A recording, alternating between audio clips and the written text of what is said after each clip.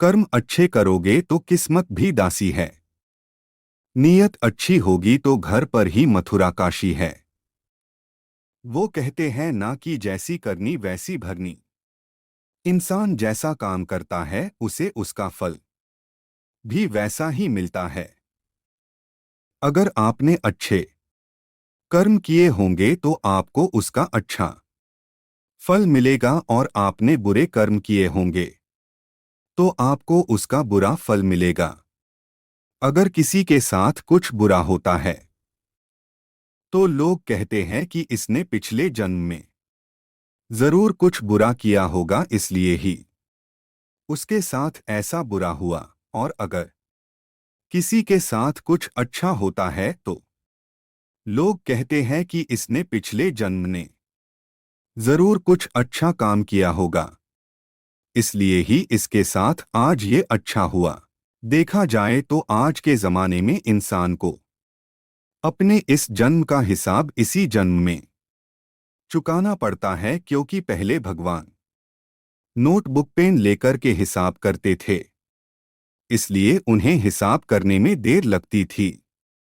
आज के जमाने में भगवान के पास भी लैपटॉप आ गया है तो उन्हें इंसान के कर्म का फल देने में यानी कि हिसाब करने में देरी नहीं लगती है। इसको एक कहानी के द्वारा समझा जा सकता है। एक बार एक व्यक्ति को रास्ते में यमराज मिल जाते हैं। वो व्यक्ति उन्हें पहचान नहीं पाया। यमराज ने उस व्यक्ति से पीने के लिए पानी मांगा। उस व्यक्ति ने बिना कुछ सोचे और बिना एक भी क्षण गवाए यमराज को पानी पिला दिया।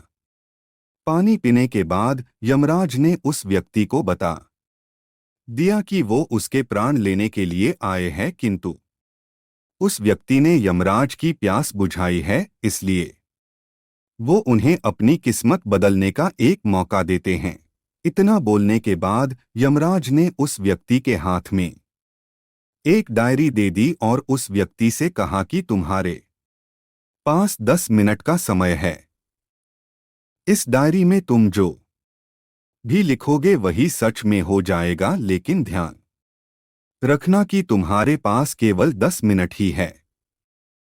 उस व्यक्ति ने डायरी खोलकर देखा कि पहले ही पेज पर लिखा था कि उसके दोस्त को लॉटरी निकलने वाली है और वो करोड़पति बनने वाला है। वो व्यक्ति ने वहां लिख दिया कि उसके दोस्त को लॉटरी न निकले। अगले पेज पर लिखा था कि उसका एक रिश्तेदार चुनाव जीतकर मंत्री बनने वाला है। उसने वहां पर लिख दिया कि उसका रिश्तेदार चुनाव हार जाए। इसी तरह वो पेज पलटता रहा और अंत में उसे अपना पेज दिखाई दिया। जैसे ही उसने कुछ लिखने के लिए अपना पेन उठाया कि यमराज ने उस व्यक्ति के हाथ में से डायरी वापस ले ली और कहा, ली वत्स, तुम्हारे 10 मिनट अब खत्म हो गए हैं। अब कुछ भी नहीं हो सकता है। यमराज ने कहा कि तुमने अपना पूरा समय दूसरों का बुरा करने में व्यतीत कर दिया और अपने आप को ही खतरे में डाल दिया। अब तो तुम्हारा अंत निश्चित है। अब तुम्हें कोई नहीं बचा सकता, क्योंकि तुम अपने आप को ही नहीं बचा पाए।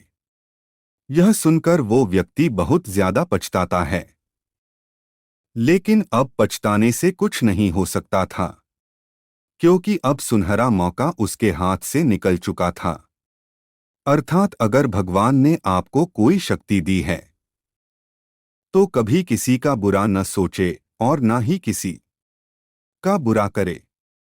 दूसरों का भला करने वाले सदा सुखी और दूसरों का बुरा करने वाले सदा दुखी रहते हैं।